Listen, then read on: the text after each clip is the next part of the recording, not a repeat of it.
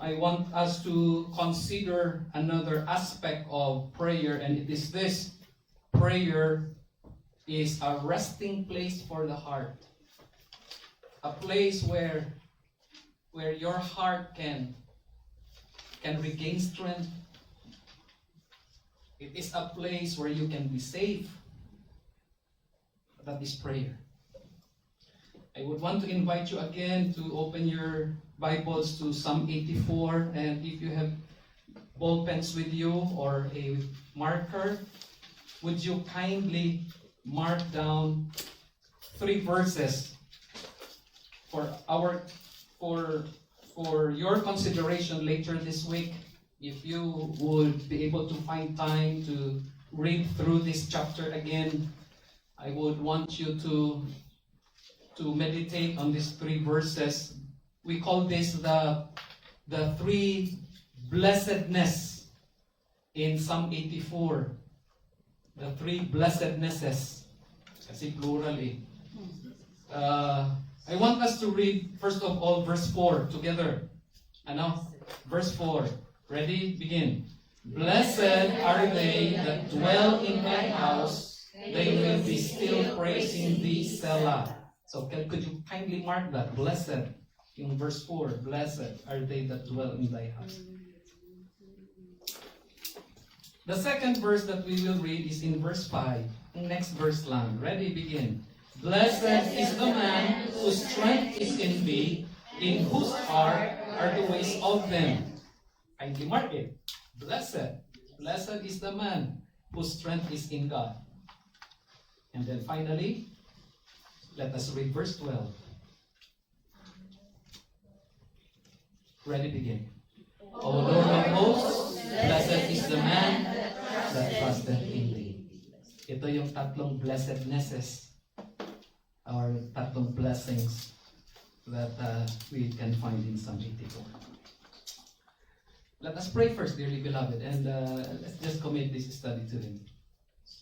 Our most gracious and loving Heavenly Father, once again, we are glad to be here. Thank you for gathering us this morning. Thank you for removing any and every possible hindrance that could rise up against us and could prevent us from coming, from worshiping you, from honoring you, from singing praises to your name. Things that could prevent us from serving you today and serving one another. We thank you, loving Father, for the freedom that you continually bestows upon us. Until now, we can exercise the freedom of religion, the freedom to worship, the freedom to gather, to study your word, to read it publicly, to sing praises, to pray. We thank you, Father, for this important favor that you have given us. And we thank you that we can worship a perfect God today, a God who is holy in every way. We thank you because we have a God who is perfectly holy, perfectly righteous, perfectly merciful and loving and gracious, perfectly forgiving. We thank you for all the perfections that you have, and we worship you today for your perfections, for all your attributes. You are perfect in every way. We thank you for the privilege that despite our limitations, our imperfections, you have given us the opportunity to come before you, to approach you, to be in your presence, to worship you today. And yet at the same time, we are aware as we contemplate on your perfections, as we think about your holiness primarily, we are reminded from your word of your command for us to be holy as well. You commanded us to be holy, for you are holy. Yes. So this morning, loving Father, we would want to think about the significance of that command, and we are aware once again that you have set us apart. You have set us apart for yourself. You have separated us for your purpose and for your plan. This morning, as we come together in worship, we understand this, Lord. And we pray that you will help us remember the purpose why we are here. Help us, dear Father, to worship you, to serve you, to follow you, to be committed to you.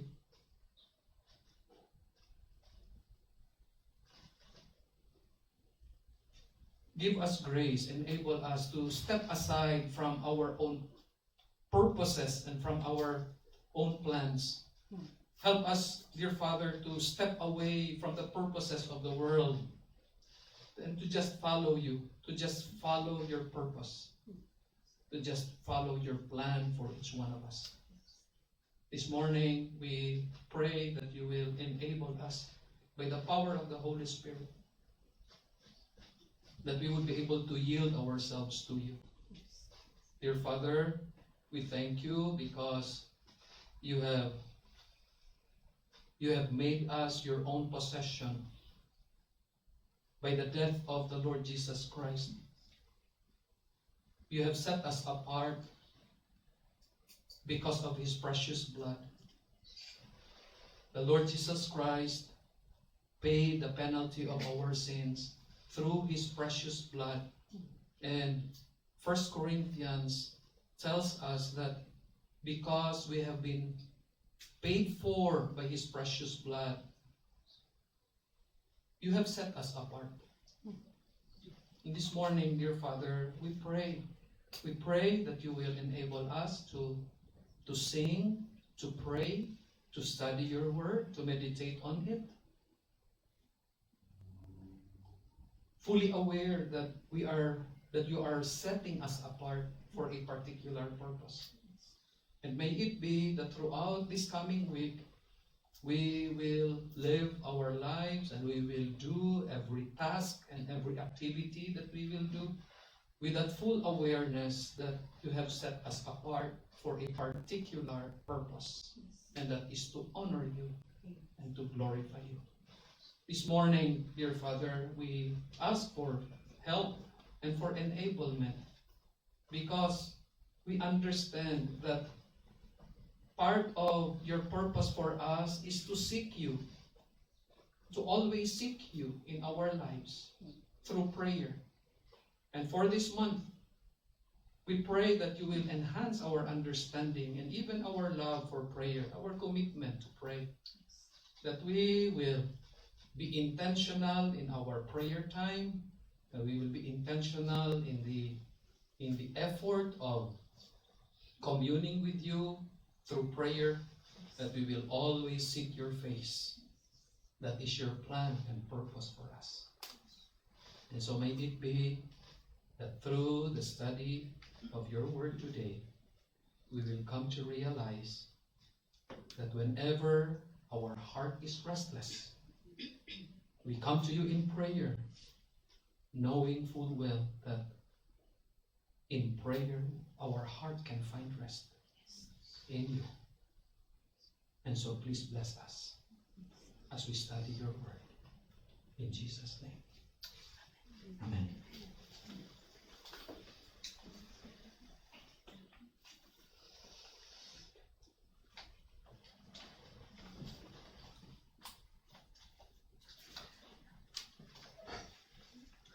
Every person in the world deals with a burden of a heavy, restless heart.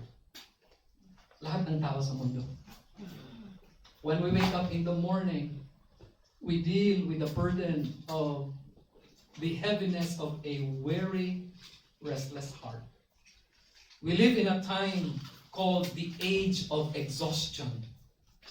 Kasi, believe it or not, kahit saan ka, we are exhausted, we are tired. In fact, In fact, may mga imbento ang tao. People have invented things designed to help us in our fatigue. For instance, probably some of you have apps in your phone to help you sleep. Because there were people who designed particular kinds of sound to help you sleep. May kulay pa nga eh. If you want to read with concentration, you use this, what they call white noise. If you want to sleep, you can either use brown noise or pink noise. Sound ito designed with a low frequency that when you hear that, your heart slows down. It makes you relaxed and it helps you sleep. Sometimes we would depend on vacations to help us escape. We have brethren who would be traveling this week and the next week. And probably some of them are already excited na they would be able to go home, spend a few days, pahinga, because they need rest. They need a vacation. Hindi ka man makauwi, staycation lang, kung saan, for a day. Because you want to step away from fatigue and from tiredness. And yet sometimes some of us also would rely on caffeine to keep us going. Kape. Mahalaga ang kape. minsan paggising mo sa umaga, half closed pa yung mata mo. Ay, di mo alam. Pero the moment you take that first sip, nagising ka. Nawawala yung pagod mo. But most of us, I hope you will agree with me, most of us, if not all of us, suffer from a tiredness that no amount of sleep, no amount of vitamins or supplements could ever help us. And that is the tiredness of soul and heart. We call it the restlessness of the heart.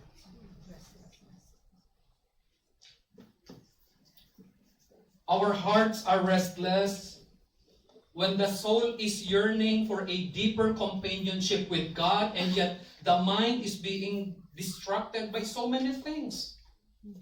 This struggle between our heart and between our mind. Gusto ng puso natin to be closer to God, yet our minds get us distracted. That results to our restless heart. Sometimes restlessness of heart, we experience it because of a misaligned soul. At napag-aralan natin last Sunday that our soul must be reoriented, mabalik sa Panginoon. Now, there are several symptoms of a restless heart. I want to share this with you. First, sometimes we feel that our daily life is like a treadmill, and yet we are not able to answer the deeper why. Alam niyo siguro yung treadmill. Some of your employers have a treadmill at home. Yung parang equipment na pwede kang tumakbo, steady ka lang, hindi ka naman tumatakbo, steady ka lang. Treadmill.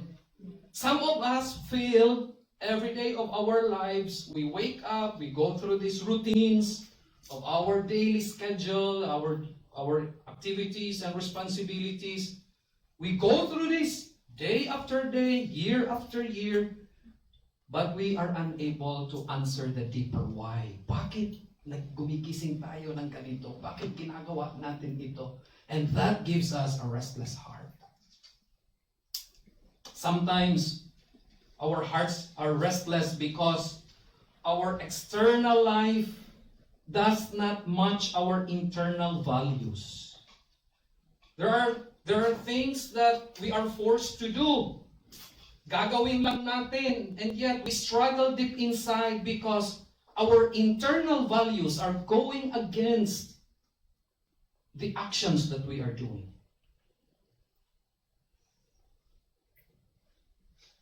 Minsan uutusan tayo to do this, to do that. Kung tayo lang papipiliin, we would not do that because it is against our convictions and our internal values. And we grew up with those values. Pero we are forced to do it. And we cannot do anything about it, and it results to a restless heart. Number 3. Some of us have restless hearts because despite the fact that we have achieved many things that we thought could satisfy us, and yet at the end, we feel ourselves empty. Bumili ka ng mga material na mga bagay. You thought it would make you satisfied, and yet suot-suot mo na, you still feel empty. It results to a restless heart. And probably another symptom of a restless heart is this: a profound sense of longing. We long for the companionship of God. Because deep in our hearts, there is a vacuum that only God could fill. Hindi pwedeng punuan ng material ng mga bagay. Only God could fill that particular vacuum. And our hearts long for God and for His companionship. Minsan hindi natin ma-experience. And it results to a restless heart. There was a particular person who experienced all of this. I just want to make mention of his name. His name is Augustine. At an early age, Augustine experienced a restless heart. At the age of 10, nagsimula na siya mag-study. He came from a wealthy family, and so his parents sent him to school. At the age of 10, he started to study. But at the age of 16, he felt that he was having a restless heart. And so what he did, he stopped going to school at the age of 16. What is that, teenager? Yeah. He stopped going to school. And from the age of 16, he engaged in activities that he thought would give rest to his heart. For 16 years, believe this or not, for 16 years, Augustine lived a sinful, hedonistic kind of life. Pag sinabi mong hedonistic, pleasure-driven. He went to Carthage, an ancient city in the northern part of Africa. Ang pangalan na Carthage, Cartago, it means frying pan. Kawali. At tinawag ito Cartago Sartago, the frying pan of sin. He went to that place at the age of 16. He engaged in all kinds of vices. Lahat ng bisyo sinalihan niya at the age of 16. Not only that, he involved in short-term relationships. We call that dalliances. Yung mga flings. He was trying to find rest for his heart in various relationships. In fact, sabi sa history, he had one concubine na nagkaanak siya. He thought that would settle his heart, pero wala pa rin. So, he participated, he engaged in vices, no rest for the heart. He engaged in dalliances, no rest for the heart. He pursued viewpoints and philosophies, still no rest for his heart. For 16 years. Until the age of 32 when he encountered God. And God changed him. And God filled the vacuum in his heart.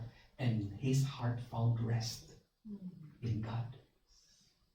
In his book, The Confessions, Augustine wrote these words. Sabi niya, Lord, you have made us yourself, and our hearts are restless until they find rest in you. That is coming from a man who have been through everything. Lahat sinubukan niya to find rest for his heart. Wala. Until he found God. And finally, he concluded, Lord, You have made us yourself, and our hearts are restless until they find their rest in you. It is only in God where we can find rest for our hearts. Now, Psalm 84 was a psalm written with this particular purpose. It was designed to be sung by pilgrims going to Jerusalem. Usually in ancient times, in Old Testament times, Jewish men must go to Jerusalem 3 times a year to worship. And this song was designed to be sung by these pilgrims as they travel to Jerusalem for their pilgrimage. And they possessed restless hearts, excited hearts to be with God, to seek God in worship and in prayer. The song in Psalm 84 expresses a deep emotional longing of somebody yearning to be in the presence of God.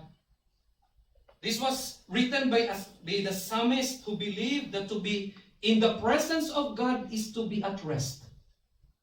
Makakapagpahinga ka lang kapag nandyan ka sa presence ng Panginoon in prayer. Tama yung sabi sa Isaiah 26 verse 3. Kanina na-mention natin sa Sunday School. You will keep him in perfect peace, whose mind is stayed on thee. Sabi sa King James. I got this from the International Standard Version where it says, you will keep in perfect peace, you will keep at rest those whose minds are stayed on you. And the meaning of that, the mind stayed on you, the mind who remains focused on you, it means a prayerful focus. A person whose mind is in a prayerful focus in God, God will give him rest. Because he trusts in you, sabi sa Isaiah 26, verse 3. And so this should condition our study for this morning. That when we put our minds into a prayerful focus in God and to God, when we come to Him in prayer, He will give us rest, especially to those who trust in God. And so may I submit to you for our study this morning this thought, that every person whose heart is weary in the journey of life will find rest in the presence of God through prayer. Each one of us experiences fatigue in our journey of life. Each of us experiences a restless heart, a weary heart in the journey of life. But the promise coming from the Word of God for us this morning is this: for every restless heart, it will find rest in the presence of God by way of prayer. If you want your heart that is restless, if you want your restless heart to find rest, you go to the presence of God. In prayer, you will find rest. This morning, I have 3 ways by which prayer can provide rest for us. And I want to share this with you this morning. 3 ways by which prayer can provide rest for us. The first is this: prayer gives the heart the rest of belonging. You will have a sense of belonging, and because you feel that you belong, that will give your heart rest. Prayer gives the heart the rest of belonging. Now, the psalmist here begins with a deep physical ache that he experiences. And I hope you will notice that. It is found in verse 2. He begins by describing a particular ache na nararanasan niya. This particular pain affects his whole being. Look at verse 2. Sabi diyan, my soul longeth. It affects the soul. And then, my heart and my flesh crieth out for the living God. This particular aching, this particular pain that the psalmist experienced affects his whole being. And you see this, na it really affected him because, napansin ninyo, he was talking about a longing. He was talking about fainting, meaning yung puso niya nadi-discourage. He is talking about crying. He was restless. Pagod ang kanyang puso. And I do not know about you, dearly beloved. You may be here today, and you have brought with you a restless heart, a tired heart, a fatigued heart. Pagod. As you look at verse 2, you may think, I can relate to the psalmist. The psalmist experienced this restlessness of heart. I am now here trying to worship God, and my heart is also restless. But I want us to consider the next verse, because here in the next verse, the psalmist gives an analogy of what it is to be at rest. Ready? Sabi sa verse 3. Yea, the sparrow has found a home, and the swallow a nest for herself. Dalawang ibon. This is an analogy.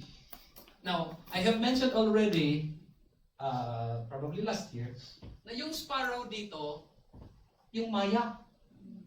Familiar kayo sa maya? Yes. Oh, sa lahat ng bansa sa buong mundo may maya. Buong akala ko noon ang maya sa Pilipinas lang. Ha? Pambansang? Ay, hindi, agil. Pambansang ibon, no? Maya? Agila na? Nagpalit na sila? Hindi ba maya? Hindi? Mali ako. Kaya pala mababa ang grado ko sa araling panlipunan. Pero buong akala ko, I once thought growing up, maya sa Pilipinas lang. Sa Victoria Park may maya. Sabi ng psalmist, the sparrow had found a house. Alam niyo kung ano yung swallow? Ito yung nagpo-produce ng bird's nest na pangsok, laway. Ito yung swallow. Okay. The psalmist was nursing a restless heart. And when he entered the tabernacle, he noticed the presence of sparrows and swallows making their homes inside the tabernacle of God. And they found rest. Dahil nandun sila sa mga pugad nila. Now, when you say sparrow, when you say maya, what does it mean? Maya is just insignificant and small. Hindi pinapansin. And yet, in the tabernacle of God, that insignificant, seemingly insignificant and little creature found rest in the tabernacle of God. Yung swallow, sabi nila, ang swallow, when it flies, when it leaves the nest and flies, hindi hihinto yung pakpak hanggang bumalik sa pugad. May mga ibon na they could glide, pwede nilang i-stop yung, di ba? Pag ganun, pag pagod sila, ganun lang, steady lang. No. The swallow cannot do that. The moment it stops, even for a split second, it will drop. So ibig sabihin, this creature, pagod, palagi, always on the move. But it found rest in the tabernacle of God. it found rest in the presence of God. And this is what the psalmist points out. You could think that you are insignificant and small. You may feel that you are always on the move kasi the moment nahihinto ka, kawawa yung family sa Pilipinas. And sometimes we have this restless heart. The point of the psalmist here is this: you can find rest in the presence of God. Amen. You can find rest in the presence of God. Home and nest dito. House, nest, it talks of rest. Dearly beloved, sana we will not think as the world thinks. Because the world thinks na ang pera, yun ang nest natin. The world thinks na ang academic accomplishments, ang diplomas, ang degrees, yun ang nests natin. The world thinks na yung reputation at fame at power, yun ang nest natin. Hindi nest yun.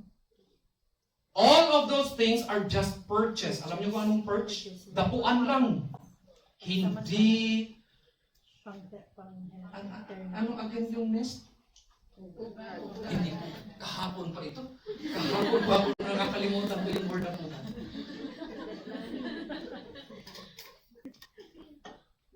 Material things, position in life. Hindi ito temporary things. Hindi ito ang pugad natin. Datuan lang natin ito. Ang pugad natin ang Diyos, ang presence ng Panginoon. Only in the presence of God can we find rest. And so here we see the first blessedness. Na markahan ninyo kanina? Look at verse 4. Blessed are they that dwell in thy house.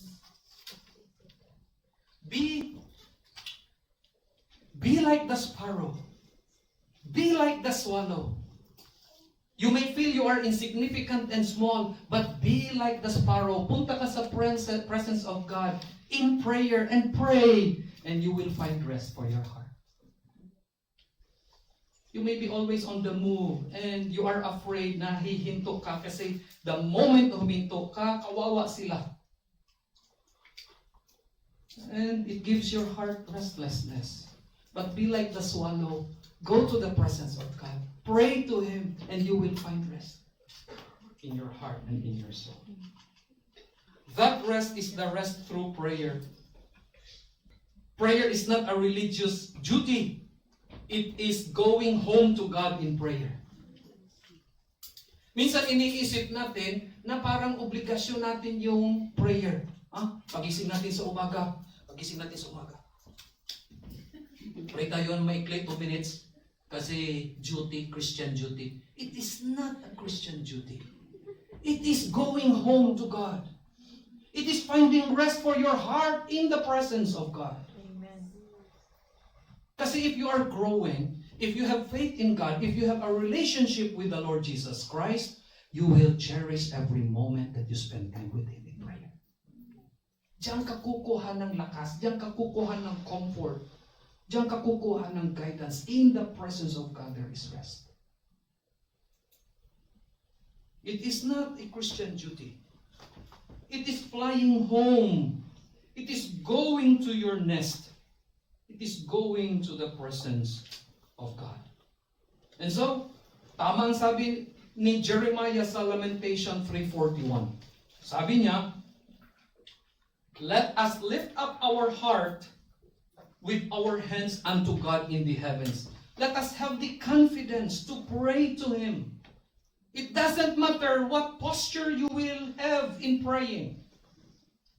Kasi minsan iisipin natin, the only posture that we need to use for God to answer our prayers, dapat nakaluhod ka. Other than that, God will not listen to you pray. Or you need to, dapat ka sa sahig and pray for God to answer your prayers. No, it is about the heart. It is about the heart. Regardless of the posture, it is about the heart. Lift up your heart with confidence that God not only will hear you pray, He will answer your prayers. That is the confidence as Jeremiah in Lamentations chapter 3 describes it. Now the second way that prayer could give us rest, not only that it gives us rest, with a feeling of belonging. We belong to God. Prayer is our nest. We go home to God in prayer. But secondly, prayer gives the heart the rest of strength in the midst of tears. It is possible to be tearful and yet strong.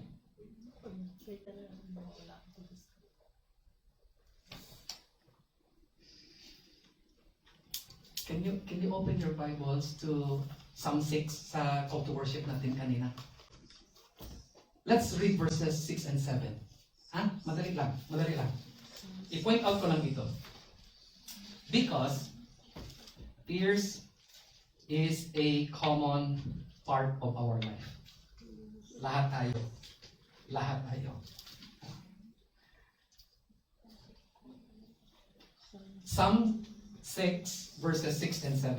Ready? Lahat tayo magbasa. Psalm 6, 6 and 7. Begin. I am weary with my groaning. All the night make I my bed to swim. I water my couch with my tears. Mine eye is consumed because of grief. It waxeth old because of all mine enemies. Look at verse 6. Paano dinescribe ng psalmist ang kanyang experience? All the night, sabi niya, make I my bed to swim with my tears. Sino na sa atin dito ang pinalangoy na yung ating bed pamamagitan ng luha? Sige nga, wala pa naman. Pero sino sa atin dito ang lumuha habang nakahiga na tayo? Of course lahat.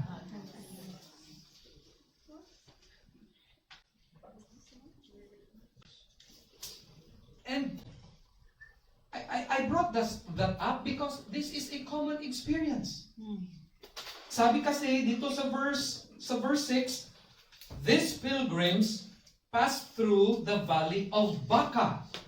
What is the meaning of the word Baca? It means weeping or crying. Lahat tayo, as we go through the pilgrimage of life, as we go through the journey of life, lahat tayo dumadaan sa experience natin, we are in a valley of weeping or crying. Lahat tayo. In fact, probably, some of you, kagabi, nakatulog na lang dahil umiiyak. Some of you. Probably. But you know what? In God's Word, we also see that it is possible for us to be tearful and yet strong. It is possible for us to be tearful and yet rested. Posible yun. Listen. To be at rest, hindi ibig sabihin na walang trouble sa buhay. God did not promise that. Minsan kasi iisipin natin, ay, kung kailan pa na sumunod ako sa Panginoon, nagkadami-dami na ng problema ko. But, hindi yun eh. To be rested is not to be free from troubles. To be rested is to experience the presence of God in times of trouble. Amen. And so here in verse 6 it says, who passing through the valley of weeping, make it a well. For what purpose? Imagine mo yung luha mo magiging source of nourishment. For who? For you and for those who are following after you. Mahalaga pala yung luha. Mahalaga ang luha. In the economy of God, mahalaga ang luha. Why? Because your tears provide nourishment for you and for those who follow after you. And so, consider this. Sabi dito sa Psalm 84, sabi sa verse 6, they passed through the valley of weeping. make it a well, the rain also fills the pools. Pero look at verse 7. They go from strength to strength. They go from strength to strength. Despite the crying, despite the tears, God gives strength. And it can only happen through the pilgrimage of the heart. Huh? Nothing else. Nothing else. Hindi mo makukuha yung strength to strength na kailangan mo for the journey of life other than engage your heart on a pilgrimage. You bring your heart to follow after God. You bring your heart to come in the presence of God in prayer. And there you will find strength. Usually, sa mga nag-hiking, they go from strength to tiredness. Di po ba? Kayo alam niyo ito eh. Kayo na nag-hiking eh. Ha? Pag-start pa lang alas 8 ng umaga, full battery pa.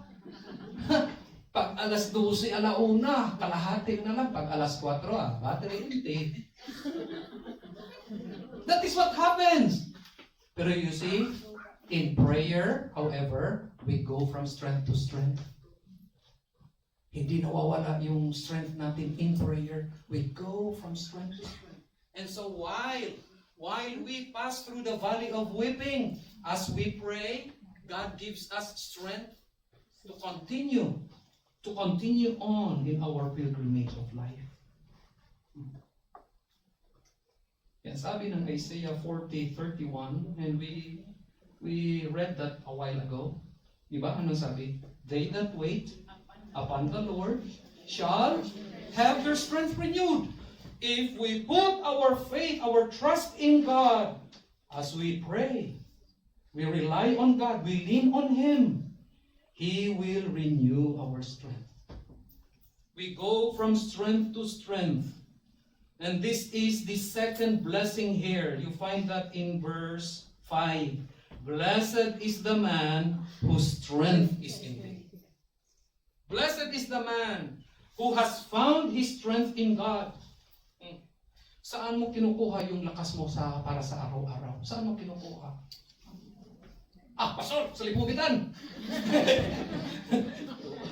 Lipubitan. Hindi. Sa Panginoon. Blessed is the man who finds strength in the Lord. Sabi sa verse 5. If we put our trust in God, He renews our strength. Nakita niyo kung ano ganda ng blessedness dito? Every one of us who would lean on God in faith, who would rely on God with confidence, will have our strength renewed. And so, this morning, you may be in the valley of weeping, you may be in the valley of crying, you may be in the valley of tears. Go to God in prayer. You will find rest for your heart and strength to be able to continue to go on. Finally, prayer gives the heart the rest of total trust. Kapahingahan because you have fully trusted in God. Here we see a shift in perspective. Pinagmasdan ng psalmist yung mga ibon, and then at the end of the psalm, there was a change in his perspective. At ito yung sabi niya, a day in thy courts is better than 1,000 elsewhere. Dito nagbago yung kanyang perspective. There is a shift in his perspective. A day in your presence, Lord, is better than 1,000 days elsewhere. Can you say that this morning? Or probably in your heart, sinasabi mo, sana hindi na ako pumunta ng church na yun. Boring. Sana nandoon ako kasama ng mga kaibigan ko. Party.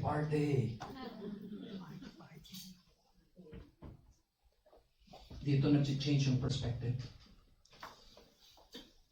A day in your presence, Lord. A moment in prayer with you is better than 1,000 elsewhere. Why? Because you know na hindi sayang yung time mo with God in prayer. You know. You know. You know na hindi ka talo. You know na may ganansya ka. Tama ba yung term? May ganansya, may tubo. You know na may tubo ka, may ganansya ka when you spend time with God in prayer. Hindi ka talo. Hindi ka alkanse. Sa Cebuano yun.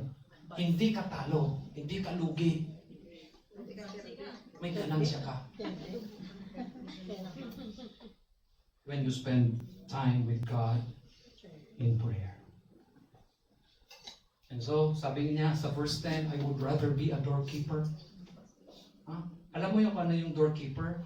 Yung sa mga churches ninyo siguro, some of you, yung church malalaki, may janitor. Yan ang ibig sabihin ng doorkeeper.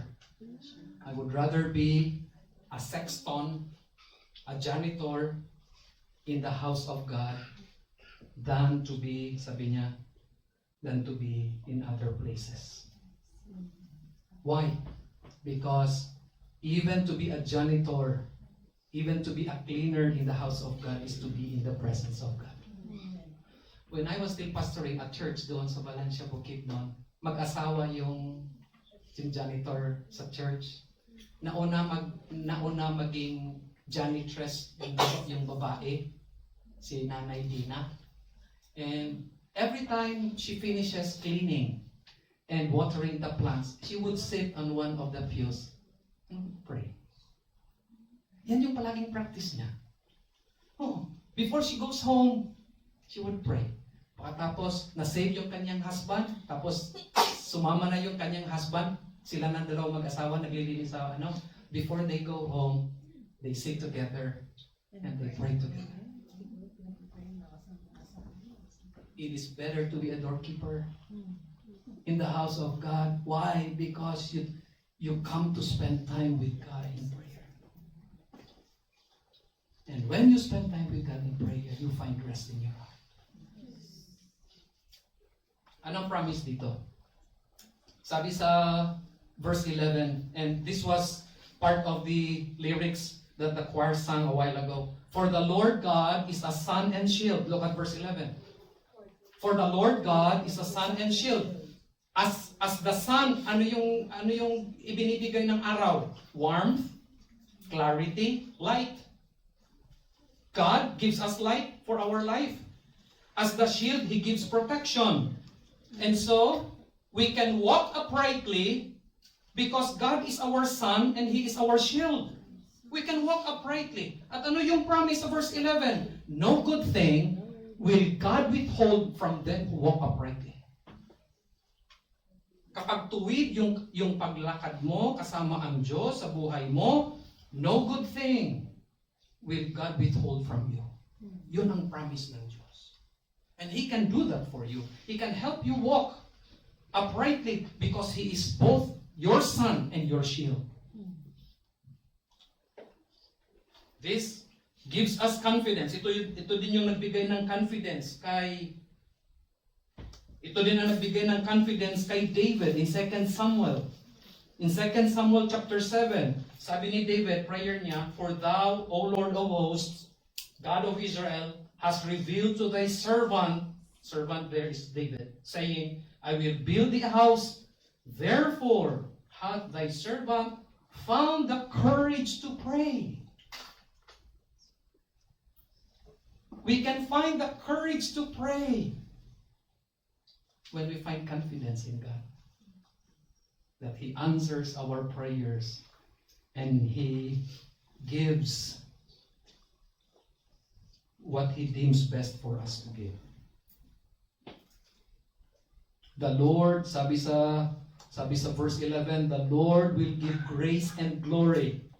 I like this. Why? Because it means in this life here on earth, He gives grace. In the life to come, sa langit, He gives glory. Ibig sabihin, hindi matitigil yung generosity ng Diyos sa buhay mo. Dito sa mundo, He will give. Doon sa langit, He will continue to give. He gives grace and glory. And so this is the blessedness here, the third blessedness. Yung minarkahan ninyo kanina, verse 12. Blessed is the man that trusteth in thee. Blessed is the man that trusteth in thee. Oh, that we will trust in God. Oh, that we will trust in Jesus. Kasi, saan natin hahanapin ang rest na ito? Sabi sa Psalm 84 verse 3, we find it in the altars. We find it in the altars. Even thine altars. And in the Old Testament, the altar speaks of sacrifice. And the ultimate sacrifice na na-mention sa salita ng Diyos is the Lord Jesus Christ. If we have friends today here with us worshiping at wala pang sureness, wala pang kasiguruhan sa buhay mo na may personal relationship kay Jesus, you come to Him because Jesus paid the ultimate sacrifice. He died on the cross to provide forgiveness, to pay for the penalty of your sin. So that if you put your faith in Him, kung tatanggapin mo siya na yung tagapagligtas at Panginoon ng buhay mo, He will forgive you, He will save you, and He will give you eternal life. And so the Lord Jesus Christ invites everybody in Matthew. Sabi niya, come to me, all ye that labor and are heavy laden, and I will give you rest. There is rest in the Lord Jesus Christ. And He is offering this kind of rest to you this morning. Friend, if you are here, consider this. You may be already tired. Restless ang heart mo. Jesus is offering rest for you this morning. Come to Him. Put your faith in the Lord Jesus Christ. Acknowledge that you are a sinner. Believe that Jesus died for you. Confess your sins and repent of your sins. And then appropriate the salvation that He offers. Tanggapin mo si Kristo at yung kaligtasan at kapatawaran that He is offering to you right now. Now for some closing thoughts and then we are done.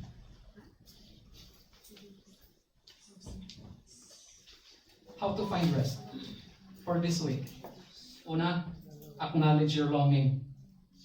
Come to God, tell God where you feel homeless. Panginoon, tulungan mo po ako kasi right now in my life, I feel I am homeless. Parang nasa dapuan lang ako, hindi pa ako nakauwi sa pugad.